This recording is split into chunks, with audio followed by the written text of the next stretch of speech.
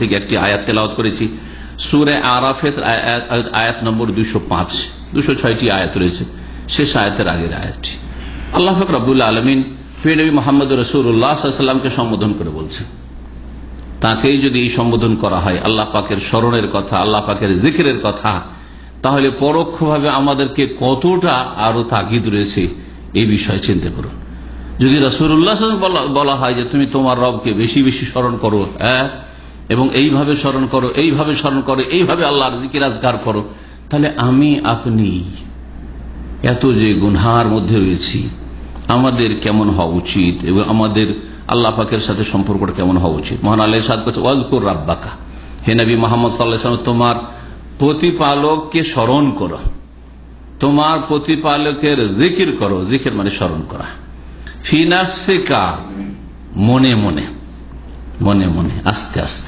এমন মনে মনে মানে এমন নয় যে শুধু অন্তরই থাকবে, মনে মনে মানে উচ্চ স্বরে নয়, কিন্তু জবান নড়বে, জিহ্বা নড়বে, ঠোঁট নড়বে, এইরকম জিকির আজকাল। নিজেকে শোনাবে, অন্য লোককে শোনাবার প্রয়োজন নেই। অন্য লোককে চিৎকার করে জিকির শোনানো, এটা হচ্ছে বিদআতি তরিকা। জিকির চিৎকার করে উচ্চ স্বরে করা আর লোকজনকে শোনানো, এটা হচ্ছে বিদআতি তরিকা। জিকিরের জন্য তসবির মালা জপা, এটা হচ্ছে বেদাতি তরিকা। বেদাতি তরিকাগুলো থেকে সাবধান। সম্মিলিত একসাথে এক সুরে সুর ধরে জিকির আজকার করা, বক্তা বলছে, হুজুর বলছে, একটু মহব্বতের সাথে জিকির করুন, আর শুরু করে দিলেন আপনার লা ইলাহা ইল্লাল্লাহ, বেদাতি তরিকা। 3 নম্বর।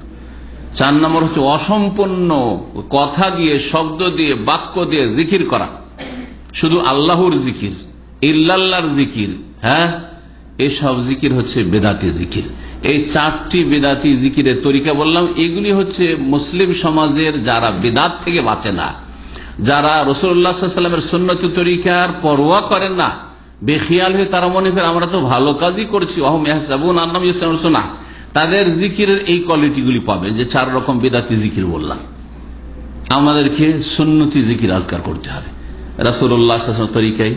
আমি এই কথাটি মাঝে মাঝেই বলি আমার আলোচনায়, যে জিকির করা আল্লাহ পাকের ইবাদত, ঠিক না?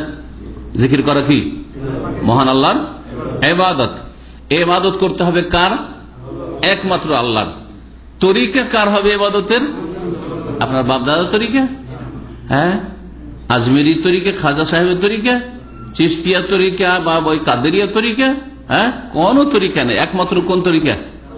মুহাম্মদুর রাসূলুল্লাহ তরিকা। ইবাদত জিকির, জিকির হবে একমাত্র কার? আল্লাহর, অন্য কারো জিকির হবে না। ইয়া আলী হবে না, ইয়া হুসাইন হবে না, ইয়া গৌস হবে না, ইয়া খাজা হবে না, ইয়া চিশতি হবে না, এগুলি গায়রুল্লাহর জিকির, শিরকি কুফরিয়া জিকির। আর জিকির হবে একমাত্র মুহাম্মদুর রাসূলুল্লাহ সাল্লাল্লাহু আলাইহি সাল্লামের তরিকা মোতাবেক। তিনি যেই তরিকার জিকির করেন সেই তরিকার জিকির হইতে হবে। এই 2টি শর্তের সাথে আপনার জিকির কবুল হবে। এই সুন্নতি তরিকার কিছু জিকির এবং জিকিরের ফজিলত শোনাবো। মহান আল্লাহ বলছেন নবী মুহাম্মদ সাল্লাল্লাহু আলাইহি ওয়াসাল্লাম, উযকুর রাব্বাকা ফি নাফসিকা, হে নবী তোমার প্রতিপালককে স্মরণ করো, তার জিকির করো মনে মনে, তাদাররুআন, একগ্রতার সাথে, বিনয়ী হয়ে, মনোযোগী হয়ে। এক তো জিকিরের সময় আপনার মধ্যে বিনয় এবং একগ্রতা, নম্রতা, নমনীয়তা থাকবে, খুশু থাকবে, যে সত্যি স্মরণ করছেন আপনি, আপনার কলব অন্তর স্মরণ করছে, আপনার প্রতিটি অঙ্গ প্রত্যঙ্গ স্মরণ করছে, আপনার জিহ্বাও স্মরণ করছে। আপনার এই জিকিরের স্বাদ দিচ্ছে আপনার শরীরের প্রতিটি অঙ্গ। জি, এইভাবে আল্লাহকে স্মরণ করবে তাদাররুআন। আর কি? ওয়াখিফাতান, ভয় ভীতির সাথে আল্লাহকে স্মরণ করছেন, ভয় ভীতির সাথে। আল্লাহর আযাবকে বলে ভয়, আল্লাহর পাকড়াওকে বলে ভয়। আল্লাহ পাক শাদীদুল ইকাব, কঠোর শাস্তিদাতা। আল্লাহ পাক সারিউল হিসাব, দ্রুত হিসাব গ্রহণকারী। আল্লাহ পাক রব্বুল আলামিন যে কোনো সময় ধরে নিতে পারেন। আল্লাহ পাকের পাকড়াওর বাইরে, ক্ষমতার বাইরে কোনো শক্তি যেতে পারে না।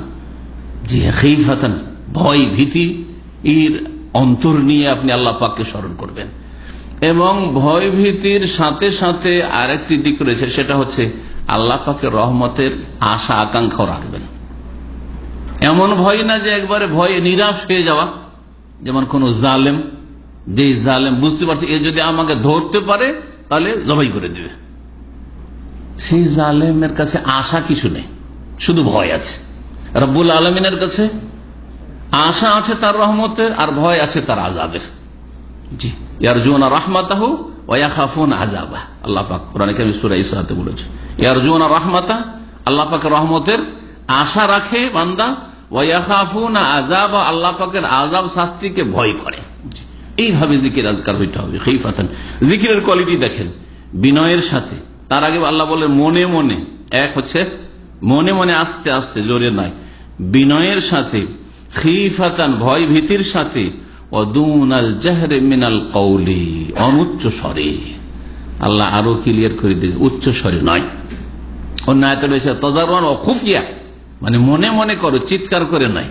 ওয়াদুনাল জাহরি, জোরে জোরে নয়, সুবহানাল্লাহ, আলহামদুলিল্লাহ, লা ইলাহা ইল্লাল্লাহ, লা ইলাহা ইল্লাল্লাহ, ইল্লাল্লাহ ইল্লাল্লাহ। একটু ইল্লাল্লাহ বেদাতি জিকির, তার উপরে আবার উচ্চস্বরে চিৎকার করা বেদাতি জিকির। আল্লাহ বলছেন ওয়াদুনাল জাহরি মিনাল কওল, কথা উচ্চ স্বরে নয় জিকিরের। বিল গুদুই ওয়াল আসাল, সকাল সন্ধ্যা, তার মানে সারাদিন। হ্যাঁ, একটা অর্থ হচ্ছে সারাদিন, সব সময়। কারণ আমরা আমাদের বাক ভঙ্গিমায় বলি যে অমুকের সাথে আমার সকাল বিকাল দেখা হয়, মানে কি সবসময় দেখা হয়, যখন তখন দেখা হয়, এটা মানে যখন তখন দেখা হয়। এর মানে এই না যে সকালে দেখা হয় আর বিকালে দেখা, দুপুরে কোনদিন দেখা হয় না, রাত্রিবেলা দেখা হয় না, এটা বোঝায় না। কিন্তু আমরা বুঝাই যে হ্যাঁ সব সময় বা যখন তখন দেখা হয়। তো আল্লাহ পাকের বিল গুদু ওয়াল আসাল, সারা দিন সারা রাত আল্লাহ পাককে স্মরণ করতে থাকো। অন্তরের জিকির সব সময় হইতে হবে, আল্লাহ যেন স্মরণে থাকে।